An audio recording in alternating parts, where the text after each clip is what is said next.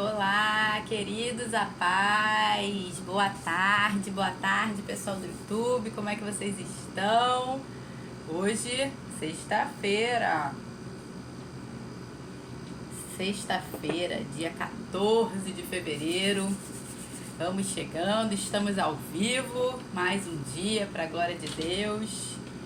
Para finalizar hoje a carta de Tiago, capítulo 5. Aleluia, louvado seja Deus, o Senhor é bom. Obrigado, Senhor, que até aqui o Senhor me ajudou e que hoje seja mais um dia para a gente glorificar o Senhor, para a gente adorar o Senhor com o nosso tempo, dedicando a nossa atenção, os nossos ouvidos, os nossos olhos, para crescer mais e mais na graça e no conhecimento do nosso Senhor Jesus Cristo. A Ele toda a glória. E deixa eu aproveitar aqui esse tempinho para explicar para vocês como é que a gente vai fazer para as próximas vezes. Como vocês devem ter percebido, né? Eu falei que essa série que está começando é a série das cartas do Novo Testamento. E talvez você tenha se perguntado, Camila, por que você não começou as cartas do Novo Testamento pelo livro de Romanos, né? Que é a primeira carta logo após o livro de Atos, né? Que é um livro histórico. Então a primeira carta, de acordo com a sequência na Bíblia, seria a carta de Romanos e não a carta de Tiago, porque eu quis fazer essa sequência em ordem cronológica, tá? E não na ordem que está aqui na Bíblia. Como vocês, talvez, não sei se vocês, talvez nem todos saibam, a Bíblia, ela, de acordo com como está aqui disposto os livros na Bíblia, ela não está em ordem cronológica, ou seja, na ordem em que ela aconteceu no tempo, tá? A forma como ela foi disposta aqui na Bíblia segue outro critério. Então eu quis seguir o critério da cronologia bíblica. Então a primeira carta seria não, né?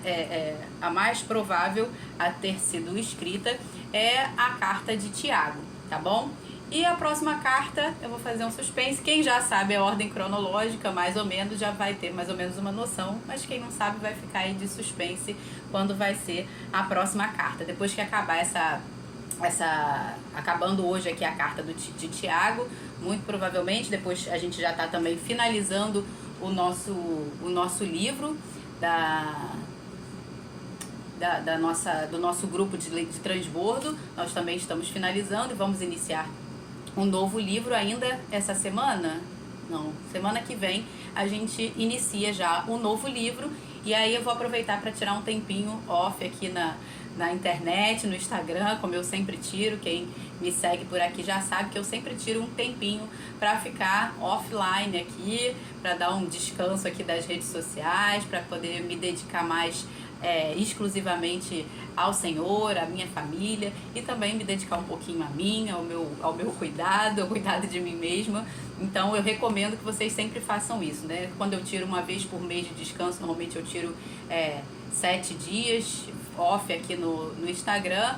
Mas quando eu fico mais tempo, que é o caso, foi a última vez que eu tirei esse tempinho, foi em novembro, e eu normalmente fico 14 dias ou talvez até mais, dependendo aí de quantos capítulos tiver o próximo livro. Então acredito que eu devo ficar off aí pelo menos uns 14 dias no mínimo, mas eu tô querendo ficar mais, né? Quem sabe aí um mês off do Instagram, que sonho, tá? Mas se estamos aqui é para servir ao Senhor, é para a glória de Deus. Então mas a gente precisa desse tempinho de férias, de um jejumzinho de dopamina aqui no Instagram. Então eu recomendo a cada um, tá? Então bora começar. Pega o seu papel e caneta aí na mão.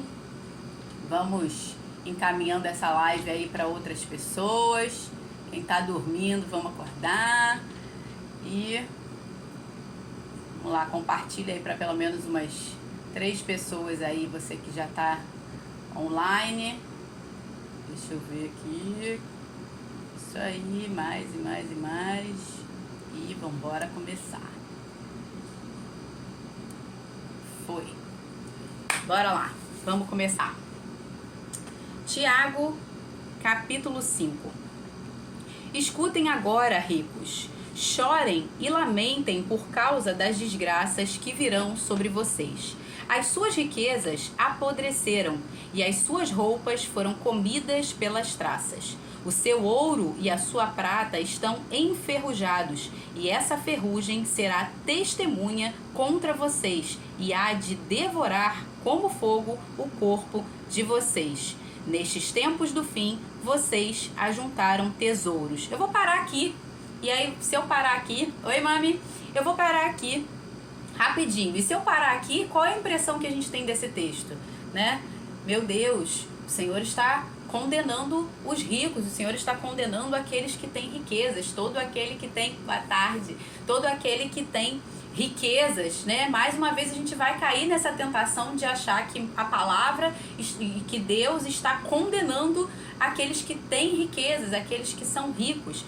Então, vamos continuar, né? Vamos continuar o contexto, porque eu dou graças a Deus que a palavra sempre explica ela mesma, né? Se não for talvez dentro do mesmo contexto do livro em si, ela sempre vai se explicar no contexto geral da Bíblia, tá bom? Então vamos continuar. Li o versículo 3, o seu ouro e a sua prata estão enferrujados, e essa ferrugem será testemunha contra vocês, e há de devorar como fogo o corpo de vocês. Nestes tempos do fim, vocês ajuntaram tesouros.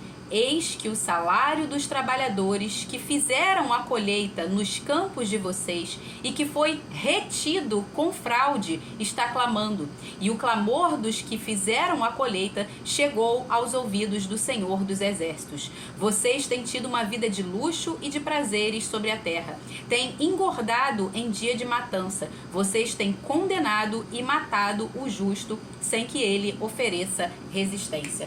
Glória a Deus por essa palavra. Olha só, se a gente parasse por aqui e achasse, não, o Senhor está condenando todos os ricos, a gente já ia falar assim, meu Deus, então eu não posso enriquecer, a minha riqueza não pode ser para a glória de Deus. Olha aqui o que ele está falando. Que ricos são esses? É qualquer rico? É qualquer pessoa que possui riquezas? Não. Ele está falando aqui de um grupo de pessoas específicos. Que grupo de pessoas é esse?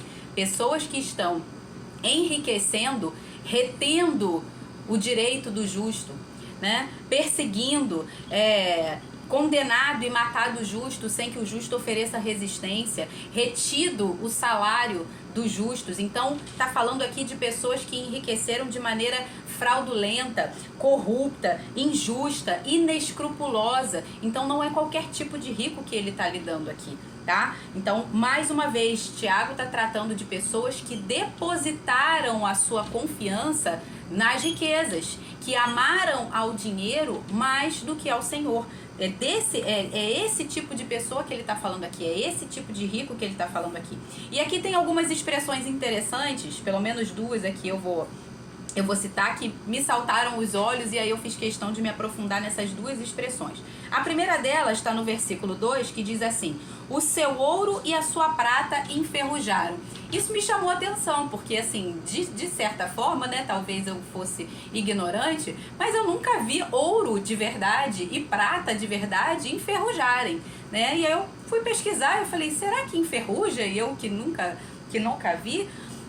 E aí eu fui pesquisar e, de fato, o ouro e a prata são metais nobres e eles não enferrujam, né? Dependendo do tipo de ouro e do tipo de prata, se for misturado com outros metais, ele pode se tornar um pouco menos resistente e até sofrer algum tipo de oxidação, mas não enferruja. E eu fiquei pensando, falei, por que Deus falou que o ouro e a prata deles enferrujou, né? Lógico, ele não falou aqui de deterioração somente do ouro e da prata, como se fosse algo simplesmente físico ali, que se deteriorou, que se estragou. Mas ele está falando de todas as riquezas que apodreceram, roupas comidas pela traça, riquezas que apodreceram e ouro, prata enferrujado. E aí ele diz assim, essa ferrugem será testemunha contra vocês e há de devorar como fogo o corpo de vocês. Então aqui me parece algo espiritual, me parece que não é algo físico, de fato, não poderia ser, porque o ouro e a prata não enferrujam, mas o que ele está falando aqui especificamente não é de algo natural, é de algo espiritual, que foi feito como... Oi, Dinda! Que foi feito como um julgamento. algo como um castigo do próprio Deus por ver que aquelas riquezas foram adquiridas de maneira injusta e que aquelas riquezas não tinham um propósito, aquelas riquezas não estavam servindo a Deus em um propósito. Deus é o dono de todo o ouro e toda a prata, a Bíblia fala sobre isso. Mas aqui ele está se tratando de pessoas que usaram da riqueza apenas para os seus prazeres egoístas, de maneira inútil, de maneira vã, de maneira orgulhosa, soberba, como se não dependessem do Senhor e como se as riquezas não viessem dele, não tivessem que ser usadas para a glória dele. É óbvio que o Senhor também nos dá riquezas para nosso aprazimento, como também está escrito na palavra. Mas toda riqueza deve ser usada para um propósito. Tudo deve ser usado em prol do reino. E essas riquezas injustas, elas não provêm do Senhor, né? Como você pode ver, foram adquiridas com fraude. Então tá falando de algo aqui espiritual que Deus está promovendo para que isso sirva de testemunho para eles, da forma como eles usaram. Eles não deram conta de usar tudo aquilo que eles acumularam com fraude, porque era tanto e era tão injusto que eles não puderam nem desfrutar daquilo totalmente, nem para o seu aprazimento, e aquilo ali foi desperdiçado, né? Eles talvez tenham morrido e não conseguiram aproveitar tudo aquilo de maneira sábia, de maneira proveitosa, para um propósito que glorificasse a Deus, tá? Então, a gente não pode, mais uma vez, achar que o Senhor condena aqueles que enriquecem. Muito pelo contrário, tá? Como eu falei aqui, a palavra fala que Deus é o dono do ouro e da prata. E toda riqueza justa, toda riqueza lícita, vem dele para nós. E é a vontade dele que os seus filhos vivam de maneira rica, próspera, justa, e que usem as suas riquezas para, não só para o seu aprazimento, porque a palavra fala que Deus promove isso para o nosso aprazimento,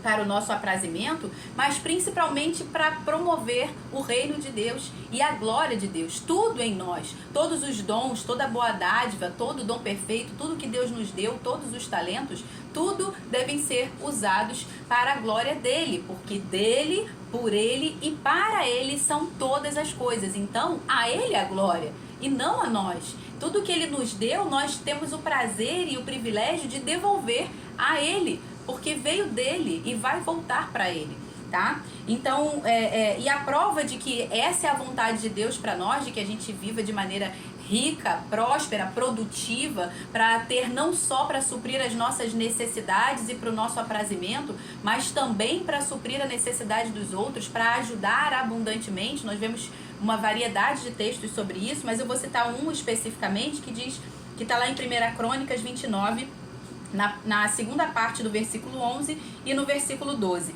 Eu gosto da versão da Bíblia Viva, e quem já fez o curso Crown vai saber por quê, que é um curso de finanças, né? Um curso cristão sobre finanças, e meu professor Luiz Paulo vai ficar orgulhoso de mim, porque até hoje eu tenho decorado esse versículo, porque nas aulas a gente decora alguns versículos. E eu decorei nessa versão, que era a versão do livro do Crown. E lá nesse texto de 1 Crônicas 29, 11, na segunda parte, e na parte 12, na versão da Bíblia Viva, diz: tudo que existe no céu e na terra é seu, ó Senhor, e seu é este reino.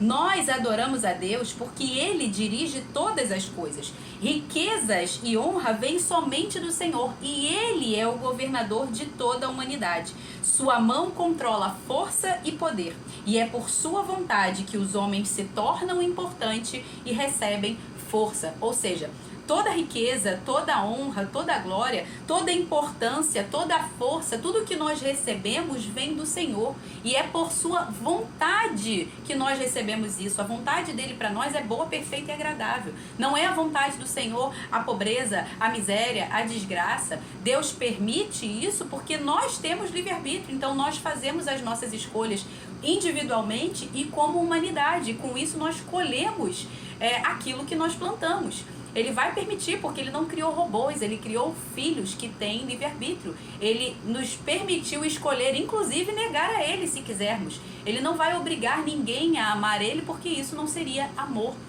Então, nós colhemos aquilo que nós plantamos. Então, ele está falando aqui, dele vem toda a honra, dele vem toda a glória, dele vem toda a riqueza. É a vontade dele que nós tenhamos isso. Mas é a vontade dele que nós enriqueçamos ilicitamente? É claro que não. Mas ele vai permitir. E ele vai permitir, inclusive, que essas pessoas que plantaram isso, uma riqueza injusta, colham isso. E aí, a gente precisa entender que, então, a pobreza não é a solução. Que aí eu vou pensar, bom, ai não, Deus condena a riqueza, então eu vou permanecer pobre. Não, a pobreza nunca foi a solução. E nós não podemos de forma alguma usar esse texto como pretexto para justificar uma mentalidade de miséria, uma mentalidade escassa, uma mentalidade medíocre, tampouco uma mentalidade comunista, socialista, que acha que todos têm que ser nivelados ali na pobreza, que não há meritocracia, que as pessoas não colhem aquilo que elas plantam, que as pessoas não são dignas do seu salário de acordo com aquilo que elas se esforçaram para ter, achar que todo mundo tem que ser nivelado na miséria. Não, Jesus não é socialista, Deus nunca foi socialista, muito pelo contrário. A prova disso é que o princípio dele é tudo aquilo que o homem semear, isso ele colherá. Se Deus fosse socialista, não, ninguém, você trabalhou e você não trabalhou, mas vocês vão receber a mesma coisa. Isso não tem nada a ver com Deus, isso é demoníaco, ok? Então, muito pelo contrário, isso não justifica, esse texto não serve para justificar nada disso, muito pelo contrário. O que a gente precisa entender qual é a vontade perfeita de Deus para nós e como nós temos que proceder com relação à riqueza, riquezas lícitas, obviamente, E tá lá em 1 Timóteo 6, 17 a 19, eu vou ler aqui, 1 Timóteo 6, do verso 17 ao verso 19, Paulo instrui como a gente tem que lidar com as riquezas. Exorte aos ricos do presente século, em outras versões está deste mundo, que não sejam orgulhosos, nem depositem a sua esperança na instabilidade da riqueza, mas em Deus. Percebe que o problema não é a riqueza, o problema é o amor à riqueza. O problema é você depositar a sua confiança na riqueza, em vez de depositar a sua confiança em Deus, que dá a riqueza a você. Esse é que é o problema, tá? Então, exorte os ricos do presente século que não sejam orgulhosos, porque isso é orgulho. Nem depositem a sua esperança na instabilidade da riqueza, mas em Deus, que tudo nos proporciona ricamente para o nosso prazer. Olha só, Deus nos proporciona não é só para suprir nossa necessidade, mas também para o nosso prazer. Em outras versões está para nosso aprazimento, tá? Que eles façam o bem, ou seja, qual o propósito da riqueza? Use ela para quê? Para fazer o bem. Sejam ricos em boas obras, generosos em dar e prontos a repartir, ajuntando para si mesmos um tesouro que é sólido fundamento para o futuro, a fim de tomarem posse da verdadeira vida.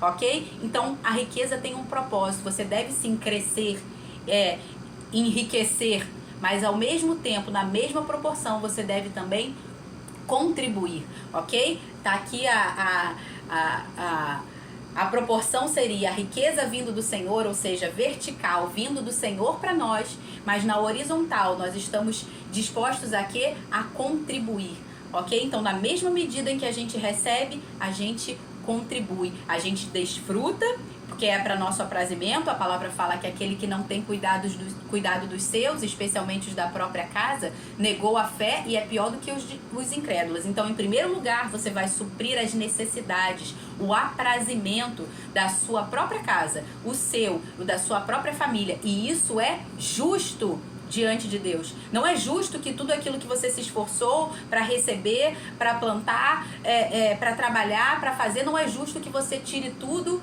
e entregue tudo. Isso não é justo e não é aquilo que Deus quer, ok? Aí você vai falar assim, Camila, mas o jovem rico, Deus falou para ele dar tudo que ele tinha. Isso foi o teste. Deus não falou para Salomão dar tudo que ele tinha. Deus não falou para Abraão dar tudo que ele tinha. Deus não falou para Jó abrir mão de tudo aquilo que ele tinha, senão Jó não teria sido restituído depois, foi o diabo quem foi lá e tocou né? Deus não falou para Davi abrir mão de toda a sua riqueza. Deus não falou para Nicodemos abrir mão de toda a sua riqueza. Deus não falou para José de Arimateia, que foi quem financiou lá o túmulo para que Jesus fosse enterrado, ou seja, usou a sua riqueza para um propósito. Deus não falou para ele abrir mão da sua riqueza. Você não vê Deus falando isso para ninguém, para abrir mão da sua riqueza. Se você vê todos os grandes homens, os reis que eram homens de Deus, que serviam ao Senhor, Deus não falou para eles, mas Deus falou para o jovem rico. Quando fala de jovem rico, ele está falando de uma figura que é um herdeiro, que foi alguém que não conquistou aquela riqueza, mas que herdou aquela riqueza do pai. E aí aquele jovem rico está falando assim: ah, mas eu observo tudo, eu observo a lei, eu honro meu pai e minha mãe, eu faço isso, eu faço aquilo. E aí ele falou assim para Jesus: o que falta? O que me falta? E aí Jesus ali naquele momento fez um teste com ele, porque Jesus entendeu onde estava o coração daquele jovem. O coração daquele jovem estava nas suas riquezas. Riquezas que ele não havia possuído, porque que ele não havia conquistado. Porque se fosse ele mesmo que houvesse conquistado de maneira lícita, ele não se importaria de abrir mão, porque ele sabia que ele tinha capacidade de gerar novamente tudo aquilo. Então, ele falou aquilo para o jovem rico como um teste. É isso que te falta. E tanto foi um teste que ele negou seguir a Cristo por causa das suas riquezas. E ele foi embora, deixou de seguir a Cristo por causa da riqueza. Se o coração dele não tivesse naquilo, ele teria falado: eu abro mão. Como fez, por exemplo, Zaqueu, que mesmo tendo tido anteriormente o coração voltado para as riquezas, enriqueceu com fraude, né? Sem que o Senhor tivesse pedido nada a ele, o que ele fez? Eu resolvo devolver quem eu defraudei 4 vezes mais. Ou seja, o Senhor em momento nenhum pediu para ele: abre mão da sua riqueza. Por quê? Porque o Senhor percebeu que o coração de Zaqueu se arrependeu genuinamente, que ele não precisava pedir para Zaqueu. Mas o próprio Zaqueu, por consciência, pelo Espírito Santo que veio e que convenceu ele do pecado, da justiça e do juízo, o próprio Zaqueu decidiu abrir mão daquilo que não era justo e devolver aquilo que ele havia defraudado. Zaqueu abriu mão de toda a sua riqueza? Não, ele abriu mão daquilo que não era justo. E ele decidiu devolver 4 vezes mais, ou seja, além daquilo que a lei mandava, porque a lei manda devolver 2 vezes. Ele devolveu 4 vezes mais naquilo em que ele havia defraudado as pessoas. Então entenda, Deus não condena a riqueza, muito pelo contrário. Aqui a gente está vendo em 1 Timóteo 6, de 17 a 19, Paulo nos instruir como nós devemos lidar com as riquezas, tá? Então, acho que eu li tudo, né? Que eles façam o bem, sejam ricos em boas obras, generosos em dar e prontos a repartir, ajuntando para si mesmos um tesouro que é sólido fundamento para o futuro, a fim de tomarem posse da verdadeira vida. O que ele está falando? O que ele está querendo dizer com ajuntando para si mesmo um tesouro que é sólido fundamento para o futuro? Esse ajuntar tesouro, mais uma vez, não está falando aqui nem de tesouro material. Você pode ajuntar o tesouro material, desde que você use isso para fazer... para ajuntar a verdadeira riqueza, que ela não é material, que ela é espiritual. A palavra fala para que a gente use as nossas riquezas, inclusive para fazer amigos para Ele. Então nós usamos a nossa riqueza para a glória do Senhor. Essa é a verdadeira riqueza, são as vidas que são alcançadas através, inclusive, das riquezas que nós temos. E quanto mais o poder financeiro nós temos, mais poder de abençoar nós temos. Então, não podemos condenar a riqueza, ok? Então, vamos continuar aqui.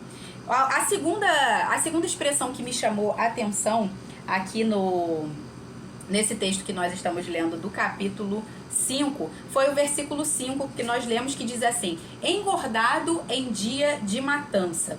E aí eu pesquisei em alguns comentários bíblicos para saber exatamente o que significa isso, e eu vi que o entendimento mais provável para essa expressão usada por Tiago é que eles estavam se fartando de tudo aquilo. É como se o próprio diabo estivesse incentivando eles assim a se fartarem, sabe? A engordarem, como um gado que que é engordado para o abate, para que aquele gado fique mais gordo, mais suculento para o abate. É como se ali tivesse havendo um incentivo, tipo, vai, continua, já que você não se arrependeu, então continua comendo, bebendo, se emporcalhando cada vez mais no seu pecado. É como se houvesse algo desse tipo, entendeu? Para que no dia da matança, que seria o dia do juízo, o dia do juízo de Deus e o dia da matança, você vai ver em outros versículos bíblicos esse termo dia da matança aparecendo, se referindo justamente ao juízo de Deus. Então é como se eles estivessem ali desfrutando, como se nada fosse acontecer, mas que no dia do juízo eles estariam sobrecarregados, né? Os seus pecados, a sua iniquidade estavam multiplicadas dentro dele, cresceram dentro dele esse pecado. E isso me lembrou o que está lá em Lucas 17, no versículo 26 ao versículo 30, que diz assim, Jesus falando: assim como foi nos dias de Noé, também será nos dias do Filho do Homem, né? O dia que Jesus voltar. Comiam, bebiam, casavam-se e davam-se casamento, até o dia em que Noé entrou na arca. Veio o dilúvio e destruiu todos. O mesmo aconteceu nos dias de Ló. Comiam, bebiam, olha aqui mais uma vez a expressão, compravam, vendiam, plantavam e edificavam. Mas no dia em que Ló saiu de Sodoma, choveu do céu fogo e enxofre e destruiu a todos. Assim será no dia em que o Filho do Homem se manifestar. Então você vê, é como se o diabo estivesse falando assim: não espanta ele não. Deixa. A maior prisão do diabo é quando você pensa que você está livre. Entende? É como se o diabo colocasse você numa gaiola com todos os prazeres possíveis e imaginários, só que essa gaiola está aberta. Você pode sair a hora que você quiser. Então você olha essa gaiola aberta e você pensa que você é livre. Mas no final das contas você está ali dentro como um escravo, com todos os seus prazeres ali, e a hora que fechar as portas, a hora que o Senhor vir e aquela porta fechar, você está aprisionado ali com o diabo. E é tudo que o diabo quer, que você não perceba que você, na verdade, está preso nos seus próprios deleites, nos seus próprios prazeres carnais, egoístas, né? Inescrupulosos, preso em si mesmo. Isso é terrível. E o maior castigo que Deus pode fazer conosco, a maior forma de Deus nos disciplinar e nos corrigir, é nos entregando aos nossos próprios prazeres, como a gente vê em Romanos, por exemplo. Eu não vou ler aqui porque não vai ter tempo para isso, mas em Romanos 1 e 2 você vê isso, Deus nos entregando aos nossos próprios prazeres, aqueles que desobedeceram, aqueles que não conseguem reconhecer a glória de Deus e acham que Deus não existe, vivem como se não existissem e como se não fossem prestar conta. Então, infelizmente, o diabo tem engordado a muitos, né? Comendo, bebendo, esbanjando nos seus prazeres egoístas e nos seus deleites, sem se dar conta de que, na verdade, eles estão engordando, e esse engordando aí não necessariamente é fisicamente. Esse engordando fisicamente me lembra também a figura do sacerdote Eli e dos seus filhos, né? Que separavam as partes mais gordas, comiam da gordura, e a gordura era destinada para o Senhor, para ser queimada para o Senhor, né? Mas os filhos de Eli, corruptos que eram, eles pegavam da gordura e eles comiam e levavam também para o seu pai. Algo que não deveria ser feito. E você vê como foi a morte de Eli, que ele morreu gordo e caiu da cadeira e quebrou o pescoço, tamanha gordura que ele tinha, né? E seus filhos também sofreram o juízo. Então, você vê como que é como se Deus falasse assim: você está entregue aos seus próprios prazeres. Você vai engordar espiritualmente com os seus próprios prazeres, engordar da sua própria iniquidade. E isso aí vai servir de testemunha contra você no dia do juízo, tá? Então esse engordado é isso, é a multiplicação da iniquidade, é o aumento do pecado, um abismo chamando outro abismo, como a palavra diz, tá? Então e isso é para que fique claro nos últimos dias a distinção entre o joio e o trigo. Por isso que lá em Apocalipse, no versículo 22, de 11 a 14, também está escrito assim, ó: continue o justo a fazer injustiça, continue o imundo a ser imundo. Em outras versões está assim: que o sujo se suje ainda mais, Está escrito assim em outras versões. E o justo continue na prática da justiça, e o santo continue a santificar-se. Eis que venho sem demora, e comigo está a recompensa, que tenho para dar a cada um segundo as suas obras. Eu sou o Alfa e o Ômega, o primeiro e o último, o princípio e o fim. Bem-aventurados aqueles que lavam as suas vestes, para que tenham direito à árvore da vida e entrem na cidade pelos portões. Você percebe aqui? É como se ele falasse assim, ó, está chegando o fim dos tempos, então agora é a hora de revelar quem é quem. É hora de revelar quem é joio e quem é trigo. Então você tá sujo? Não quer se limpar? Não quer se arrepender? Então suje-se ainda mais. Fique cada vez mais imundo. Se chafurde na sua lama, né? E você que é santo, que decidiu, que escolheu, persevere ainda mais, se santifique ainda mais, busque ainda mais, porque os dias são maus e Deus vai fazer distinção entre joio e trigo, e nós estamos nesses dias. Não se deixe enganar, nós estamos nesses dias, e vai ser muito triste ver pessoas que às vezes nós pensávamos que estavam ao nosso lado, que eram dos nossos, mas que na verdade não eram, e que o Senhor vai fazer revelar toda podridão, toda mancha. Deus vai fazer, nada há em oculto que não venha a ser revelado. Mas na hora em que a porta fechar, como foi nos dias de Noé, não vai ter mais tempo. Então se arrependa hoje, enquanto é tempo. O dia é hoje, porque não vai haver tempo quando ele voltar.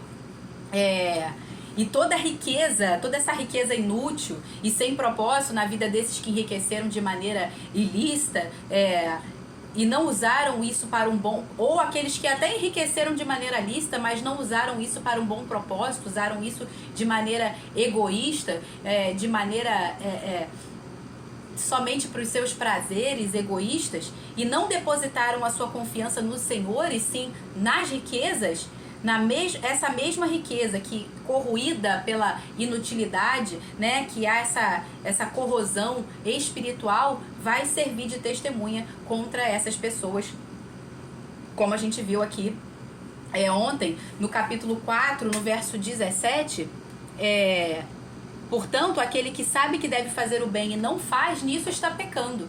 Então, talvez você pense assim, eu enriqueci de maneira lícita. Tá, mas você está usando essa riqueza para fazer o bem? Porque a palavra fala que aquele que sabe que deve fazer o bem e não faz, nisso está pecando. A palavra fala, se você hoje tem com que ajudar o seu irmão, mas você fala para ele assim, não, Deus te abençoe, volta outro dia, mas você tem o poder de fazer hoje e você não faz, nisso você está pecando.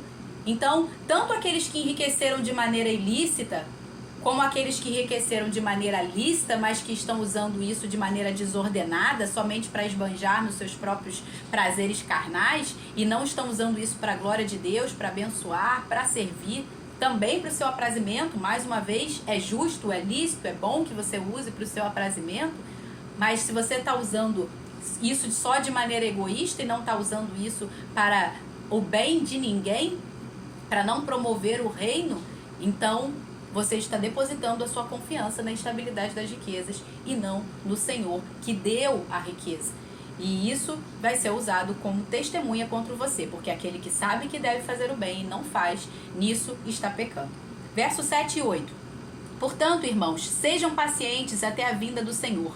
Eis que o lavrador aguarda com paciência o precioso fruto da terra até receber as primeiras e as últimas chuvas. Sejam também vocês pacientes e fortaleçam o seu coração, pois a vinda do Senhor está próxima. Parece mais uma vez que Tiago mudou de assunto, mas ele não mudou de assunto. Ele está se referindo aos trabalhadores que tiveram o seu salário retido, como a gente viu lá no versículo 4, aqui acima, tá? E também está se referindo a nós, aqueles que tiveram alguma coisa retido, aquilo que o diabo de alguma forma tentou nos roubar a nossa alegria, roubar nos nossos relacionamentos, roubar na nossa família, nos envergonhar, assim como fez com Jó. Então, o que ele está querendo dizer aqui, quando ele fala, portanto, sejam pacientes até a vinda do Senhor, eis que o lavrador aguarda com paciência o precioso fruto da terra, até receber as primeiras e as últimas chuvas. Sejam também vocês pacientes e fortaleçam do Senhor, pois a vinda do Senhor está próxima. Ou seja, o Senhor está voltando. Então, você que é o trabalhador da obra do Senhor, você que serve ao Senhor em tudo que você faz, em todas as coisas que você faz, tudo que você faz é para a glória do Senhor, permaneça. Continue fiel, mesmo que o seu salário esteja sendo retido, e esse salário aí eu não estou falando apenas do salário físico, mesmo que alguma coisa sua esteja sendo retida injustamente pelo diabo e por aqueles que servem ao diabo, mesmo que alguma coisa sua tenha sido roubada injustamente na sua casa, na sua vida, na sua família, no seu casamento, na sua saúde, mesmo que algo tenha sido retirado injustamente, permaneça firme e fiel, porque a nossa recompensa não vem dos homens, a nossa recompensa não vem do diabo, a nossa recompensa não vem deste mundo, mas a nossa recompensa vem do Senhor. É isso que ele está dizendo. O Senhor dessa lavoura maravilhosa que somos nós, ele vai vir e ele nos recompensará pelas nossas obras, como a gente vê lá em 1 Coríntios 15, 58, que diz assim: portanto, meus amados irmãos, sejam firmes, inabaláveis e sempre abundantes na obra do Senhor, sabendo que no Senhor, ou seja, não é em você mesmo, não é na sua carne, não é na sua vontade, não é nesse mundo, não é confiando nas riquezas, é no Senhor. O vosso trabalho não é vão. Parece às vezes que você está trabalhando em vão, mas eu estou fazendo tantas coisas, eu estou lutando tanto para consertar meu casamento, eu estou lutando tanto para consertar minha saúde, eu estou consertando tanto para lutando para consertar o meu relacionamento com os meus filhos, mas parece que eu estou sendo roubada, parece que tem algo acontecendo. No Senhor, o seu trabalho não é vão. Eu estou trabalhando tanto no meu ministério e eu não vejo frutos. No Senhor, o seu trabalho não é vão. É nele que você está fazendo? Ou é no seu próprio orgulho? É nele que você está fazendo? Ou é para o seu próprio mérito, para você dizer, eu fiz, eu, né? Louvado seja eu, a minha glória para todo sempre. É no Senhor? Se é no Senhor, espera, você será recompensado. Eu serei recompensado, porque ele é justo. Aquilo que o homem semear, isso vai colher. Mas o contrário também é verdade. Se você tem semeado, não do Senhor, mas para a sua própria glória, mas para a sua própria carne, da sua carne você vai colher corrupção. Então, é verdade, de Deus não se zomba. Aquilo que o homem semear, isso vai colher, tanto para o bem quanto para o mal. Então, confia, espera, você vai receber do Senhor a sua recompensa, o seu galardão. Versículo 9: irmãos, não se queixem uns dos outros para que vocês não sejam julgados. Eis que o juiz está às portas. Mais uma vez ele está falando aqui sobre julgamento, não falar mal, não se queixar um dos outros, porque você está se tornando juiz, não só da lei, falando mal da lei. Lembra que a gente viu ontem que a lei é o amor? Então quando você fala mal do seu irmão, você está falando mal contra a própria lei, porque o próprio Deus é que mandou você amar o seu irmão e não amaldiçoar o seu irmão. Então, quando você amaldiçoa o seu irmão, você está dizendo que Deus está errado em mandar você amar. Então, você está legislando e não sendo um observador da lei, como a gente viu ontem, tá? Lembra aí. Então, mais uma vez, ele está falando sobre julgamento, tá? E aí ele continua. Eis que o juiz está às portas. Irmãos, tomem como exemplo de sofrimento e de paciência os profetas que falaram em nome do Senhor.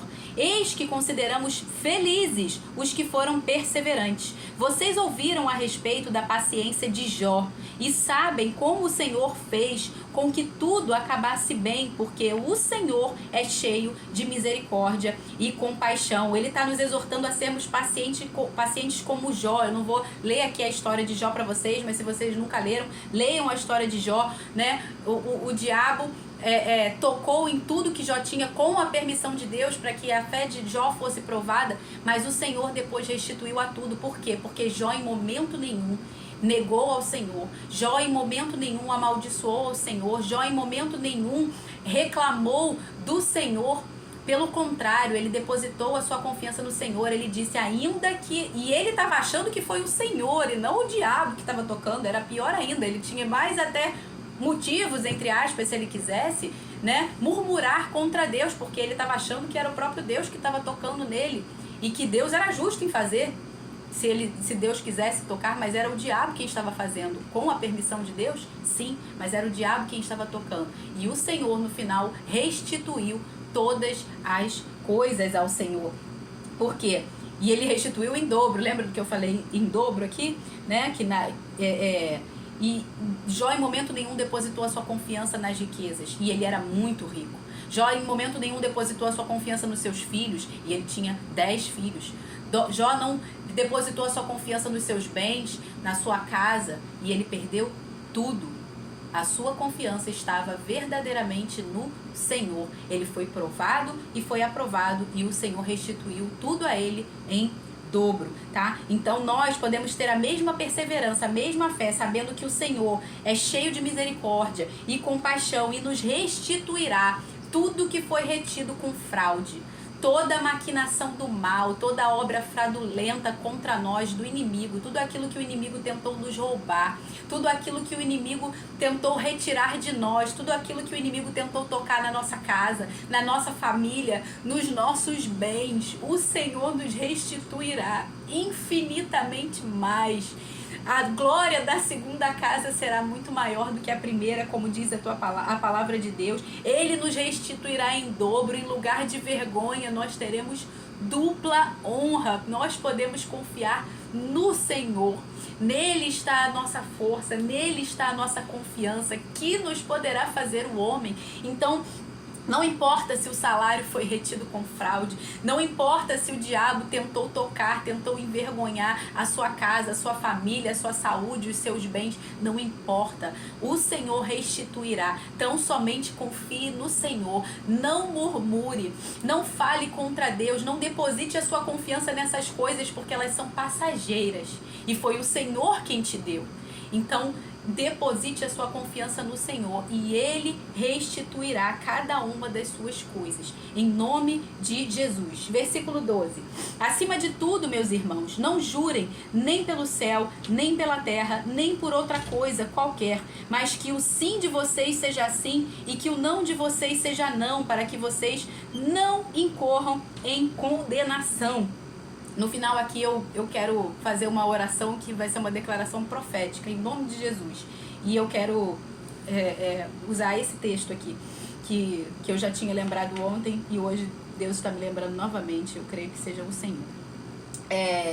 Se der tempo, e vai dar em nome de Jesus. Versículo 12.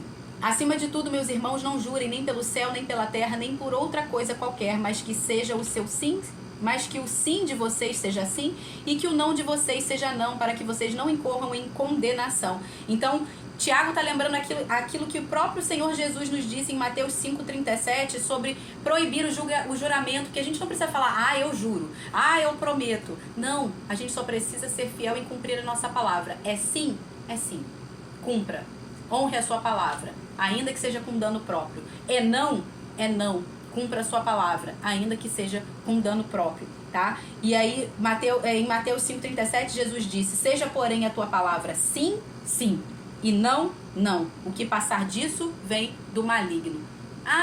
Não, porque pode ser, quem sabe, talvez, de repente, sim. E isso, graças a Deus, louvado seja Deus. Mãe, eu te amo, muito obrigada, porque minha mãe me ensinou isso muito bem, meu filho. Porque quando minha mãe falava não, como ela mesmo dizia, pode vir o papa, que eu não vou mudar, não é não. Mas também quando ela dizia sim, aleluia, era assim que ela liberava a gente pra fazer as coisas. Né, Maria de Fátima, minha mamãe maravilhosa. Muito obrigada, mãe, porque você me ensinou o sim, sim e o não, não. É não? É não. E ela falava assim, não é não. Mas por que não? Porque não é resposta. É resposta sim, não é resposta. Porque não é resposta. Aleluia. Versículo 13 ao verso 20. Vamos para o final aqui, porque eu quero ainda fazer essa oração profética com vocês. Verso 13. Alguém entre vocês está sofrendo? Faça oração. Alguém está alegre? Cante louvores. Alguém de vocês está doente? Chame os presbíteros da igreja, e estes façam oração sobre ele, ungindo-o com óleo em nome do Senhor, e a oração da fé salvará o enfermo, e o Senhor o levantará. E se houver cometido pecados, estes lhe serão perdoados. Portanto, confessem os seus pecados uns aos outros e orem uns pelos outros, para que vocês sejam curados. Muito pode, por sua eficácia, a súplica do justo. Elias era homem semelhante a nós, sujeito aos mesmos sentimentos, e orou com fervor para que não chovesse sobre a terra. E por 3 anos e 6 meses não choveu. Depois orou de novo, e então o céu deu chuva, e a terra produziu os seus frutos. Meus irmãos, se alguém entre vocês se desviar da verdade e alguém o converter, saibam que aquele que converte o pecador do seu caminho errado salvará da morte a alma dele e cobrirá uma multidão de pecados. Isso me lembrou o texto de Marcos 2, de 3 a 12, eu não vou ler esse texto agora, mas fala dos amigos do paralítico, os 4 amigos do paralítico que levaram ele até Jesus, e como estava cheio ali, não tinha como descer, não tinha como fazer esse amigo paralítico chegar até Jesus para que Jesus pudesse curá-lo. E esses amigos abrem ali, sobem o telhado e abrem um buraco ali no telhado para levar esse amigo até Cristo. E a gente precisa desses amigos. Ele está falando aqui, se alguém está entre vós doentes, chame os presbíteros. Nós precisamos de pessoas assim, pessoas sábias, pessoas experimentadas na palavra, amigos que vão nos levar quando as nossas forças se esgotam, quando nós estamos paralisados, paralíticos na nossa fé, ou às vezes paralisados por culpa de pecados que cometemos, pecados passados que estão paralisando a nossa vida, e nós precisamos às vezes de pessoas que nos carreguem na fé delas. Nós precisamos não só desses amigos, mas nós precisamos ser esses amigos, amigos experimentados que vão levar essas pessoas quando elas estiverem paralisadas, quando elas estiverem enfrentando coisas em sua vida que estão paralisando a vida dela. E essa... Aqui, deixa eu só ver aqui. Pessoas que também nós podemos confessar as nossas tentações, confessar os nossos pecados, e essas pessoas não vão nos julgar, essas pessoas não vão nos apontar o dedo, mas essas pessoas vão nos perdoar, porque a palavra fala que se você perdoar os pecados deles, serão perdoados, mas se você retiver, vai ser retido. Então a gente precisa de pessoas misericordiosas, pessoas que vão nos levar a esse lugar onde os nossos pecados são perdoados, onde as nossas paralisias são retiradas de nós pelo poder do sangue de Jesus, pelo poder de Cristo na nossa vida. E as nossas culpas, as nossas condenações, nós somos libertos dela. Nós somos livres para que a gente possa andar, voltar a andar, para que a gente deixe de estar paralisado, para que a gente deixe de ser um paralítico na fé, mas para que a gente possa novamente erguer a nossa cabeça e andar de maneira altaneira, tá? Sem mais ser... preso, paralisado pela culpa, pela condenação que o diabo fica colocando na nossa cabeça. Aquele paralítico, antes de ser curado, ele precisava ser perdoado dos seus pecados. Então, a cura só veio depois que os seus pecados foram perdoados. E Cristo fez isso. Primeiro, Cristo perdoou os seus pecados.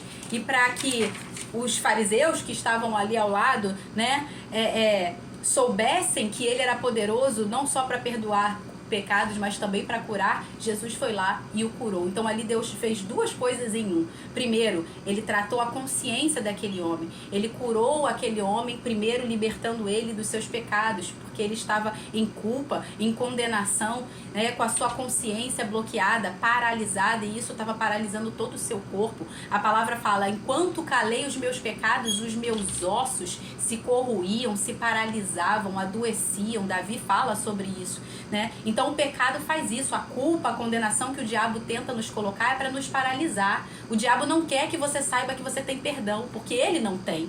O diabo não tem, mas você tem.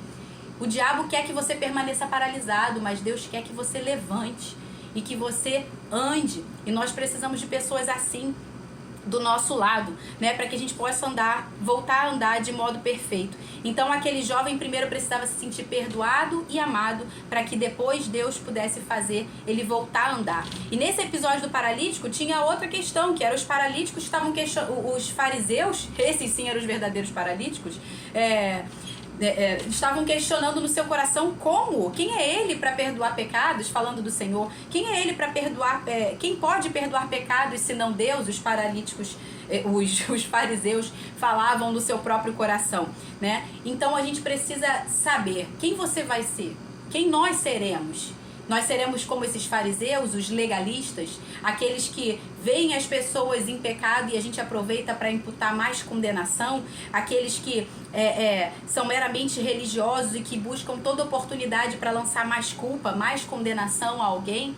Ou nós seremos como o Senhor, misericordioso, nós seremos aquelas pessoas que têm a mente renovada, que têm a mente graciosa, uma mentalidade misericordiosa, que entendeu a nova aliança e o nosso ministério, que é o ministério de reconciliação, e nós vamos até essas pessoas que estão nessa situação e vamos oferecer para ela arrependimento, vamos oferecer para ela salvação, vamos oferecer para ela perdão. Se ela não se arrepender, ok, segue-se o juízo e que o Senhor trate com ela, mas nós precisamos ser aqueles que vão promover a misericórdia, que vão promover a reconciliação, que vão manifestar a glória de Deus através do perdão, da libertação, da cura, da salvação, da reconciliação da reconciliação do pecador com Deus, tá? Então por isso nós precisamos de pessoas assim ao nosso lado e precisamos ser essas pessoas para caminhar com outras pessoas que também precisam dessa nossa consciência graciosa, misericordiosa. E eu quero aproveitar agora esses 10 minutinhos aqui finais, 10 não, 9 já, né? Para fazer uma oração com vocês, porque eu lembrei ontem, por conta de tudo isso que a gente viu aqui, eu lembrei ontem de Isaías 61, de 1 a 9,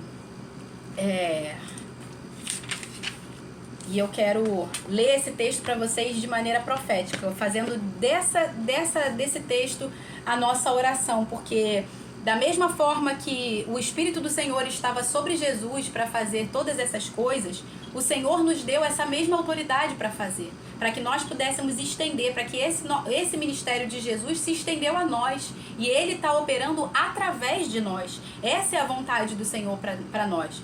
Então, eu quero fazer essa oração aqui profética, não só de restituição daqueles que estão passando por essa situação como Jó, né? Lógico que acho que nada se compara à situação de Jó, né? Mas se Jó foi capaz de permanecer firme e fiel no Senhor, nós também somos nos nossos sofrimentos e o Senhor vai nos restituir, né? E que nós sejamos essas pessoas que vão promover isso, não só que isso será promovido não só na nossa vida, mas que nós sejamos esses agentes que vão promover isso na vida das outras pessoas. Cura, libertação, salvação e restituição, em nome de Jesus. E eu faço disso a minha oração. O Espírito do Senhor está sobre mim, está sobre você que crê em Cristo Jesus, porque o Senhor me ungiu para pregar boas novas aos pobres, enviou-me a curar os quebrantados de coração, a proclamar libertação aos cativos e a pôr em liberdade os algemados, a apregoar o ano aceitável do Senhor e o dia da vingança do nosso Deus, a consolar todos os que choram e a pôr sobre os que choram em Sião uma coroa em vez de cinzas. Se você está nessa situação, a sua coroa, no lugar de cinza, você receberá coroa. O óleo de alegria em vez de pranto, manto de louvor em vez de espírito angustiado. Eles serão chamados carvalhos de justiça, plantados pelo Senhor para a sua glória. Reconstruirão as antigas ruínas, restaurarão os lugares anteriormente destruídos e renovarão as cidades arruinadas, destruídas de geração em geração. Estranhos se apresentarão e apacentarão os rebanhos de vocês. Estrangeiros serão os seus lavradores e vinhateiros. Mas vocês serão chamados sacerdotes do Senhor e serão conhecidos como ministros do nosso Deus. Comerão as riquezas das nações e se orgulharão do que era a glória delas. Em lugar de vergonha, dupla honra. Em lugar de afronta, exultarão na herança recebida. Por isso, em sua terra possuirão o dobro e terão perpétua alegria, porque eu, o Senhor, amo a justiça e odeio a iniquidade do roubo. Em fidelidade lhes darei a sua recompensa, e com eles farei aliança eterna. A posteridade deles será reconhecida entre as nações, os seus descendentes no meio dos povos. Todos os que vivem reconhecerão que eles são família bendita do Senhor. Aleluia, que assim seja na minha vida, que assim seja na sua vida, que o Senhor possa restituir tudo aquilo que foi roubado e que Ele faça de você, que Ele use toda essa aprovação da vossa fé. Você percebe que tudo que a gente viu em Tiago, a nossa fé sendo provada, é para que a gente use isso para a glória de Deus. Tudo isso será usado como testemunho para que você possa glorificar ao Senhor. Toda dor, todo sofrimento, tudo aquilo que você passou, que vocês vejam isso por motivo de grande alegria, o passardes por várias provações da vossa fé, porque tudo isso vai glorificar ao Senhor no último dia, e Ele restituirá em dobro, não só lá no céu, não só na glória, mas aqui em vida, porque a promessa dele é que nós reinaríamos em vida. Em nome de Jesus, essa foi a minha oração. Eu nem vou orar mais. Que Deus abençoe, foi um prazer finalizar essa carta com vocês e até a próxima carta, se Deus quiser. Que Deus abençoe, um bom final de semana para todos vocês. Beijo, fiquem com Deus. Tchau, tchau. Muito obrigada a todos que acompanharam ao vivo e os que vão acompanhar depois. Compartilhem para que mais pessoas, mais vidas sejam alcançadas por essa palavra, para a glória dele. Em nome de Jesus. Beijo, amo vocês. Tchau. Tchau, pessoal do YouTube.